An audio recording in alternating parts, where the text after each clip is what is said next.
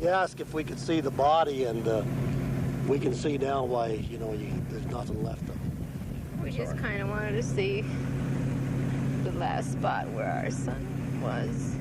Parents of Captain Brad Patridge checking over the wreckage. They search for answers just as the National Transportation Safety Board has been doing since Wednesday when the Continental Express commuter plane crashed. The investigation has expanded past this cornfield near Eagle Lake, about 70 miles from Houston. NTSB investigators are now focusing on what happened to a rubber de-icing boot. They fear mechanics who worked on the plane the day before it crashed failed to put 43 screws back into a 9-foot area of the tail section.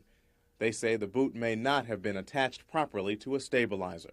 And the right-hand boot was replaced, but the aircraft went back into service without the screws on the top of the left-hand side. Investigators aren't sure if the missing part fell off the Continental commuter plane during its flight or before taking off from Laredo. They say not having the part could affect keeping the plane under control, but the NTSB hasn't determined if that's what caused the plane to go down.